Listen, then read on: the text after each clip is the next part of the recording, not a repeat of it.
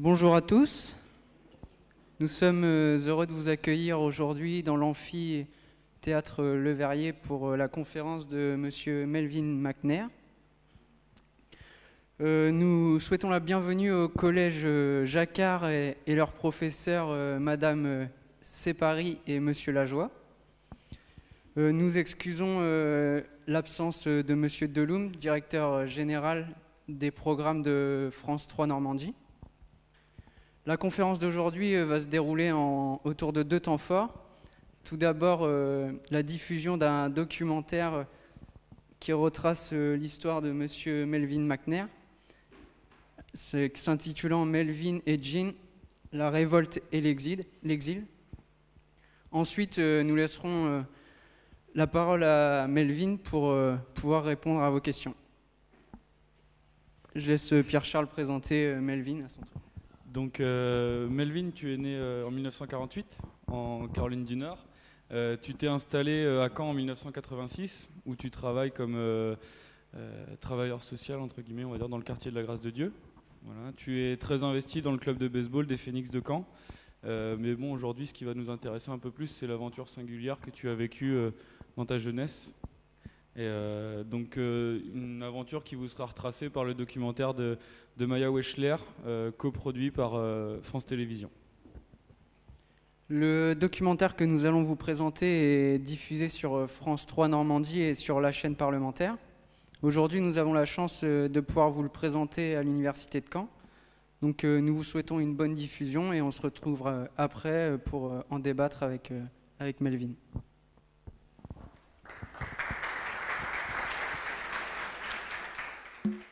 My name is Susan Tipograph. I am an attorney, and I'm calling you on behalf of Melvin and Jean McNair. They are defendants in a case from 1972. They have been living in France since that time.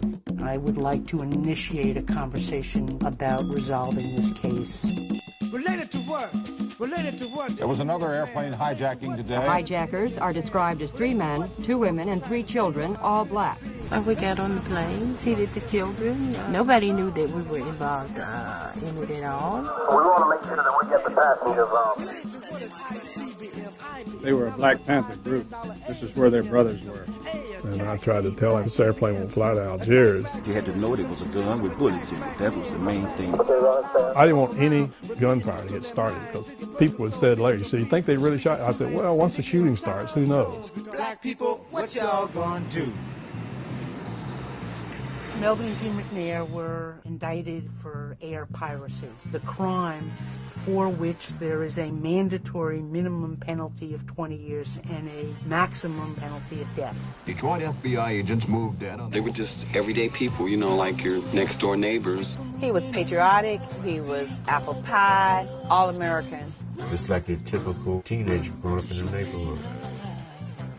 My theory is that something happened inside the military. The chapter of the Ku Klux Klan is operating in a U.S. Army unit. Increasing numbers of racial incidents of discrimination. We started off going into resistance. We started wearing black armbands, and we started letting our afros grow. Instead of saluting, we throw the fists up. They were shipping them to Vietnam as their death sentence. I mean, he was convinced of that. I said, no, I'm not going to Vietnam.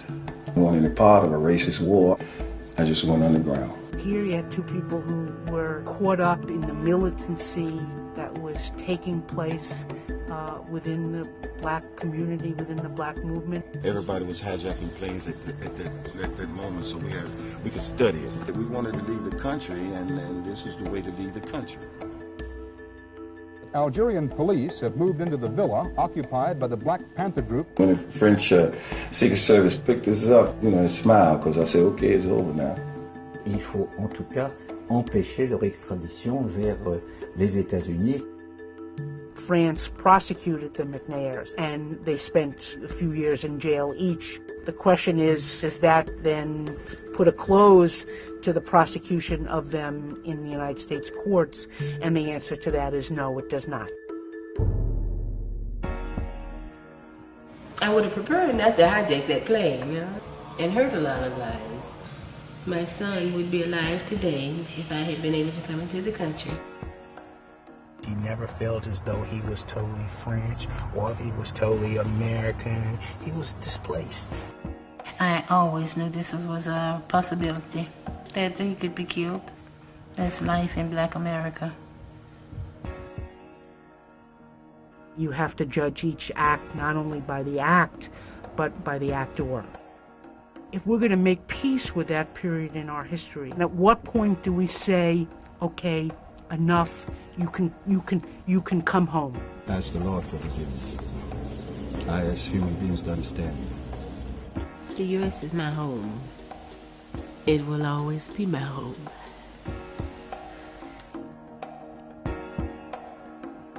That was a long time ago, 30 years ago. I think they've served time and deserve a second chance. I really do.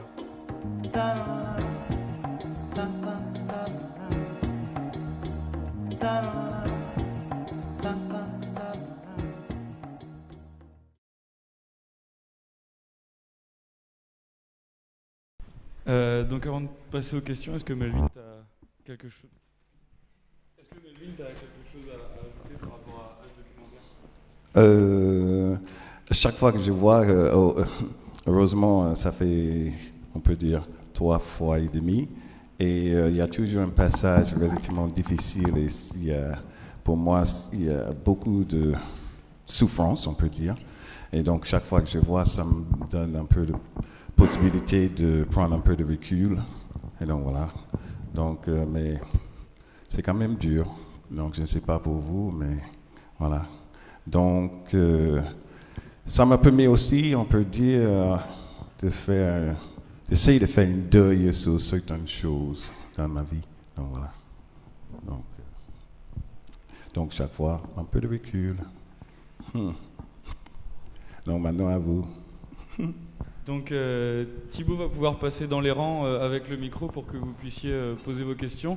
On va donner la priorité aux jeunes du collège Jacquard qui sont là, si des fois ils avaient des questions. Donc voilà, si vous voulez poser des questions, vous pouvez y aller maintenant, n'hésitez pas. N'hésitez pas, moi je suis animateur, médiateur professionnel, donc je sais comment choisir les gens là, juste devant.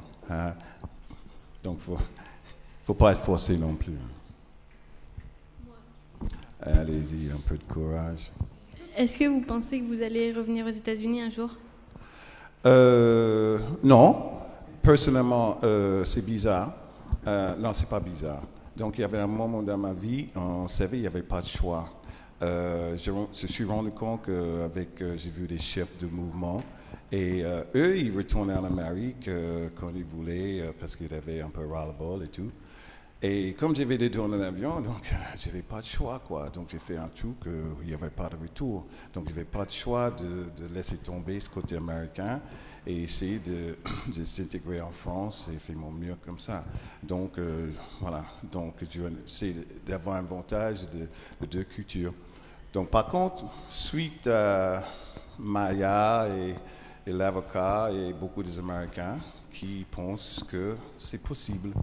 Donc s'ils pensent que c'est possible, peut-être c'est possible. Mais moi, je peux dire, la deuxième moitié de mon éducation, c'est français, même si je ne parle pas bien français, là.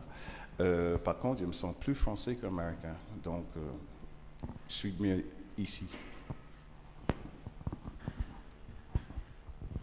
D'autres questions? Bonjour. Bonjour. Tout d'abord, je voulais vous dire que le reportage est vraiment très poignant. Et que vous avoir devant nous, ça fait quelque chose. Et je voulais vous demander comment ça s'est passé au moment où vous êtes descendu de l'avion à Alger, entre le moment où vous étiez à Alger et où vous êtes allé à Paris. Comment est-ce que vous êtes rendu à Paris en fait? Vous étiez libre à ce moment-là ou comment ça s'est passé? Ok.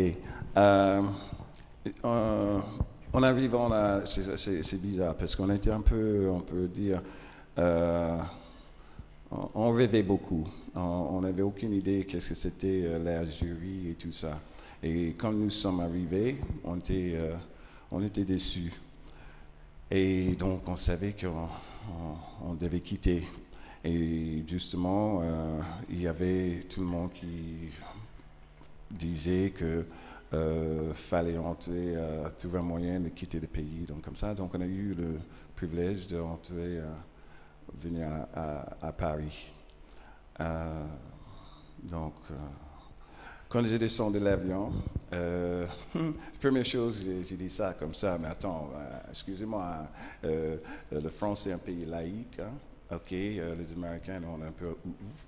Donc, mais quand j'ai dit ça comme ça, mais je ne veux pas que vous pensiez que je suis un peu GI là, mais j'ai dit, si j'arrivais en Algérie, je vais embrasser le sol et remercier le Seigneur de m'arriver jusqu'à là.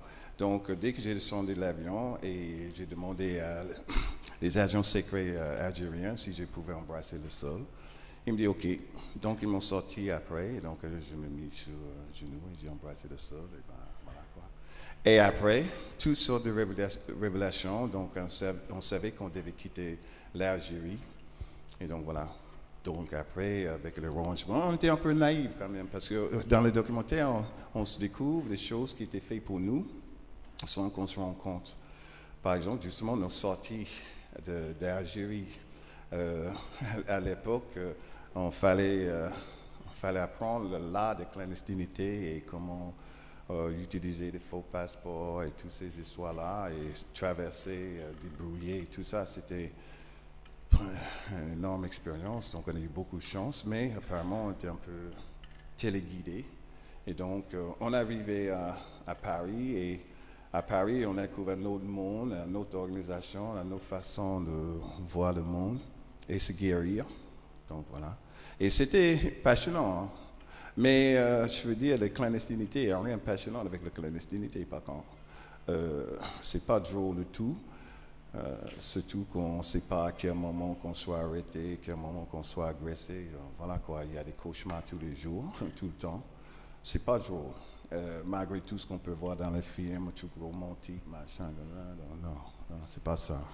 Donc, voilà. Donc, on a eu la possibilité d'apprendre, savoir vivre tranquillement, modestement, avec tout le monde, comme tout le monde, et essayer de contribuer à la société comme tout le monde, comme on n'avait pas cette occasion en Amérique. Donc, voilà. Quoi. Pour nous, c'était un privilège.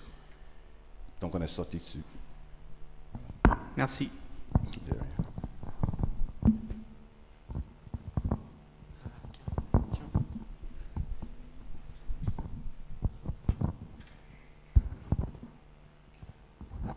Bonjour. Je voudrais demander si aujourd'hui on appuie sur le bouton replay, quelles étapes vous effacerez? Voilà. Ça c'est facile, man.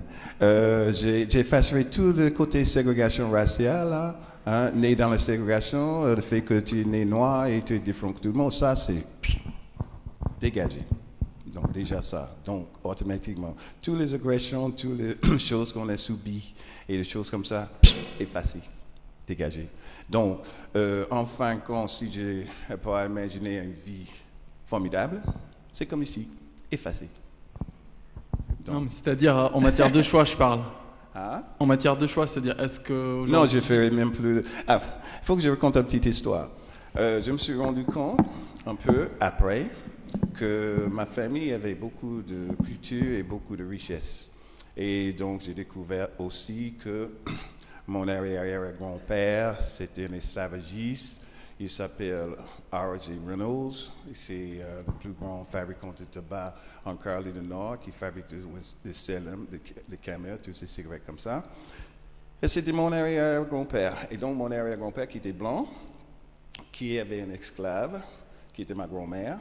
Elle avait 7 enfants, 7 métis, qui elle a donné à d'autres esclavagistes. Donc, j'ai des sons de maître. Donc, je fais partie, je suis le fils du diable, soi-disant.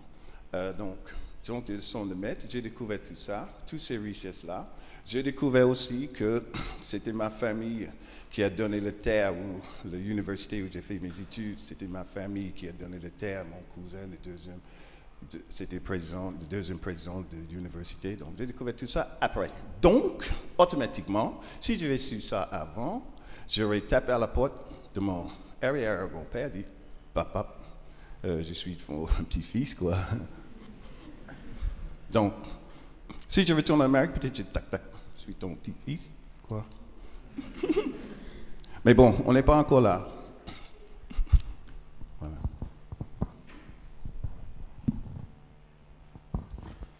Merci. Merci, bonjour. Petite question sur le choix de la ville de Détroit. Pourquoi Détroit? Parce que c'est un haut lieu des Black Panthers et puis ensuite, qu'est-ce qui se passe à Détroit pendant 2 ans? C'est-à-dire que vous êtes en lien avec les Black Panthers. Est-ce qu'ils vous aident à préparer ce détournement d'avion? Est-ce que vous bénéficiez d'appui financier, logistique, etc., etc.? Il fait partie de l'FBI, lui. non, c'est blague. Maya, c'était horrible. Avec Maya, elle m'a posé des questions comme ça, c'était insupportable. Donc, j'ai vécu ça. Donc, la raison que nous sommes allés à Détroit, c'était tout simple, parce que j'avais un réseau. J'étais un sportif de haut niveau. Donc, j'avais des amis dans le lycée qui étaient sportifs et à l'université. Et donc, quand je suis rentré, je me suis retourné chez mes copains, des coéquipiers. Et comme ma femme était dans une sororité qui s'appelle Delta, et donc on a su que on était à Washington au début, Washington DC, on a essayé de quitter de l'armée légalement et tout ça, mais dit non, il fallait entrer en prison. Et je me suis dit non, c'est pas la peine. Donc on a su que les 2 amis étaient à Détroit, donc c'est pour ça qu'on dit, tiens, on va à Détroit, on va s'établir là. Donc, la raison, il y avait des panthères, ok, et donc nous, on savait, quel que soit le truc, on était en clandestinité, et les panthères étaient vraiment touchés, vraiment infiltrés par toutes sortes d'agents secrets, et donc vraiment, c'était horrible. Donc, on avait des contacts avec eux dans la rue, on parlait avec eux, avec tout le mouvement aussi. Mais on n'est pas rentré à l'intérieur de la structure. Et non, il ne nous a pas aidés, mais quand même, malgré tout ce qu'il dit, on a parlé, on a dit que, attention, on va réagir, on va partir, donc voilà. Mais par contre, nous avons eu des contacts avec d'autres institutions interracistes, parce que George était victime d'un tentative d'assassinat par les milices police. Et donc, suite à ça, on a mobilisé tout un réseau pour le protéger. Donc, on a gagné le procès. C'est un procès monté faussement. Et donc, on a gagné ce procès. Mais après, la milice nous a dit qu'on sera menacé. Donc, voilà. Et c'est à ce moment-là, on a décidé de partir. Donc, voilà. S'il n'y avait pas cette menace policière, peut-être on sera là. Bon, parce que j'avais aussi, George et moi, on avait réussi de se réintégrer. Je commençais à faire des managering dans la restauration rapide et tout ça. Donc, voilà. Donc, on était quand même cachés. Mais bon, les pressions, le quotidien, ce qui n'a jamais changé, toujours, c'est marrant, toujours les agressions, on croyait qu'on était à un moment donné cachés à l'abri et c'était toujours autour de nous. Donc, submergé par ça, donc voilà. Et juste, comme ça, c'était toujours une réaction de self-défense, parce qu'on savait qu'il est venu chercher, c'est pas nous. C'était toujours une provocation vers nous. C'est pas, voilà. Moi, j'étais élevé très discipliné au niveau sport, respect de l'autre et tout ça. Donc, je ne voulais pas faire mal gratuitement ou quelque chose comme ça. Donc, je n'avais pas cette notion-là, donc je ne pouvais pas supporter et je ne pouvais pas faire non plus. Ok, merci. Merci.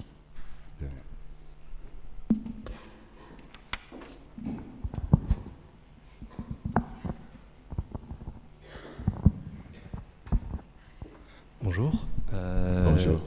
Avez-vous rencontré George Wright depuis son arrestation? Ou avez-vous cherché à le contacter ou... Non. Et je peux dire que c'était pendant toutes ces années, George était parti en clandestinité et on ne savait pas. On avait peut-être une idée, mais on ne savait pas. Donc on ne devait pas savoir non plus. Le moment que Maya, elle avait commencé il y avait 10 ans sur le documentaire, donc ça avait remué beaucoup de choses. Et en même temps, l'FBI commence à chercher intensément George. Et justement, quand on a su que George était arrêté, c'était un soulagement, parce que comme nous, on était arrêtés, c'est un soulagement. Donc, on savait qu'il y avait un moyen de se défendre. Et donc, on a su ça. Et donc, après, il y avait une énorme intervention au Nouveau-Portugal. Et George aussi, il a fait un bon parcours, parce que aussi, c'était un sportif de haut niveau. Et on était très disciplinés. On savait qu'est-ce qu'on voulait faire et pourquoi. Et malgré tout, donc non, j'ai su que George était en Portugal. À partir de ce moment-là, on a pris contact à travers nos avocats pour dire certaines choses, hein? Donc pour que l'histoire soit toujours correcte, quoi. Et donc George après, maintenant il est plus avancé que moi, il était mon grand frère. Donc sur l'internet et tout ça, donc on a contact au téléphone, tout ça, comme un téléphone pour m'engueuler, des choses comme ça. Donc, voilà. Et donc il me dit je suis aussi dingue que d'abord. Donc mais ça va, tout va bien. Donc, mais il m'a conseillé de méfiez-vous, parce que je dis je suis protégé en France, je peux aller partout dans le monde. Il me dit oui, méfiez-vous ça. Donc après non, mais je suis pas allé. Je voulais aller. Et peut-être à un moment ça va venir. Mais pour le moment, les gens me disent méfiez-vous, il ne faut pas trop quitter la France à ce moment. Donc je suis bien ici.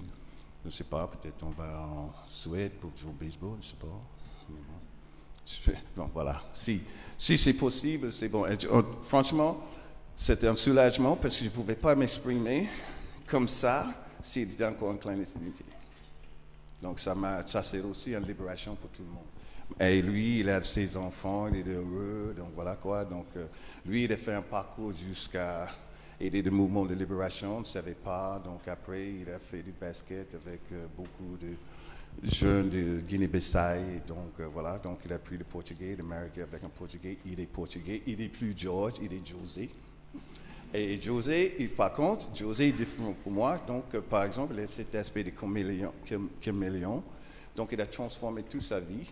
George, jusqu'à devenir José. Et donc, là, il ne pouvait pas retourner non plus. Moi, je suis toujours Mervyn et j'ai la possibilité de retourner. Donc, voilà. George est portugais, moi, je suis encore américain.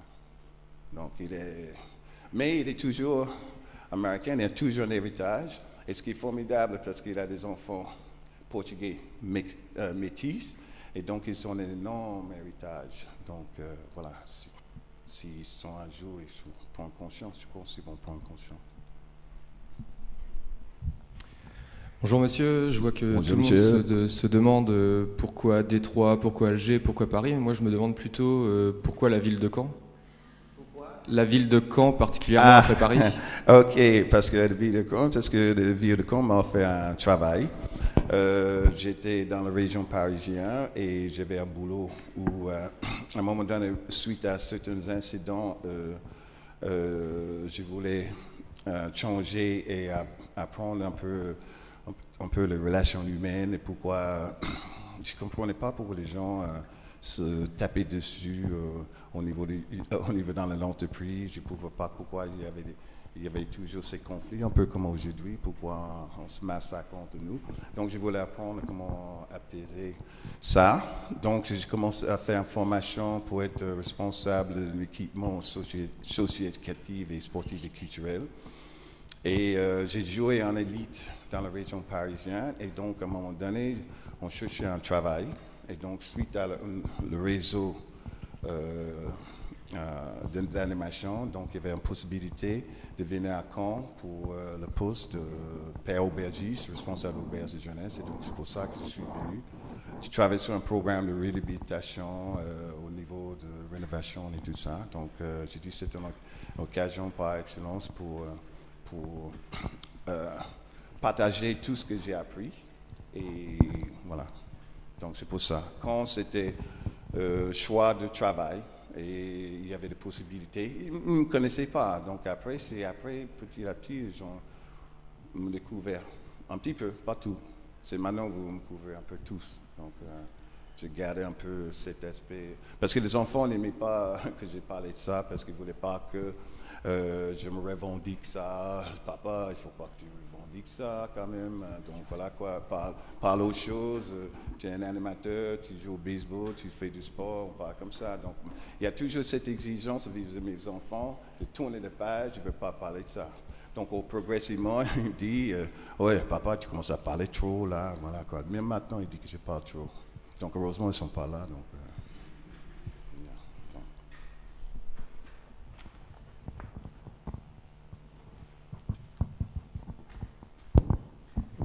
Bonjour, Melvin. Donc, moi, j'ai eu l'occasion de te croiser il y a très longtemps, et cette histoire-là, j'en ai entendu parler et je découvre aujourd'hui toute l'histoire, parce que moi je jouais au Conquérant de Caen, à la grande époque de Yannick, je me souviens bien. Donc c'est vrai qu'on entendait Melvin, il a détourné un avion, mais bon, on se disait oui, Melvin, il est gentil, il a détourné un avion, donc si ça lui fait plaisir, on laisse y croire. Et c'est vrai que là, maintenant, je t'avoue que j'y crois. Mais pendant 20 ans, j'y ai pas vraiment cru à cette histoire. Donc je me demandais, voilà, parce que je t'ai vu, tu jouais au foot, tu joues au basket, tu joues au baseball. Pourquoi le baseball ? Pourquoi pas un des autres sports que tu as pu pratiquer ? J'ai eu la chance quand j'étais petite, j'avais un oncle qui était multisport, donc sportif de haut niveau. Il était le premier policier noir dans la ségrégation raciale. Et donc, il voulait faire pro baseball avec Satchel Paige. Donc, il a joué dans la Negro League et tout ça. Donc, il m'a transmis un peu ses connaissances. Et comme il joue au tennis, golf et tout ça, mais il y avait le baseball qui a collé. Et donc, c'était... puis 7 ans, j'ai joué au baseball. 9 ans, j'étais champion. 9 ans, 12 ans, j'étais champion. Donc, j'étais toujours champion baseball. Donc, on éclatait, on était bien. Donc, le baseball, c'était le sport où je me sentais mieux d'exprimer. On était champion, on avait en force et tout ça. Et donc, j'ai évolué et j'ai commencé à jouer au baseball au lycée. Donc, j'étais titulaire. Et après, il y avait aussi, comme j'ai multisport, mais j'étais moins bon comme ça. Donc, il y avait le basket, football américain et tout ça. Donc, j'ai joué tous les sports. Et qui m'a aidé. Donc, j'ai gagné une bourse à la fac pour le football américain et le baseball. Et donc, voilà. Et quand je suis arrivé à Caen, à Paris, et comme il y avait le sport, heureusement, j'avais des jambes. Et pas de tête, il y a des jambes. Et donc, il y avait le basket. Donc, j'ai commencé à jouer comme entraîneur joueur à Boulogne-Billancourt. Et donc, après, j'ai découvert qu'il y avait le baseball à Thiers. Et donc, c'était mon sport. Donc, après, voilà quoi. Donc, c'était le baseball. Mais bon, j'aime aussi le football. J'aime le football américain, comme j'aime le basket. Voilà. Le baseball, c'est... Parce que le football, raison, c'est dehors, ça fait froid, ça cogne. Hein? Basket, c'est plus cool, parce qu'à l'intérieur, c'est chaud. Baseball, c'est printemps, soleil, dehors, tout ça, plein air, libre, quoi. C'est pour ça. Donc, une dernière question, si quelqu'un en a une dernière.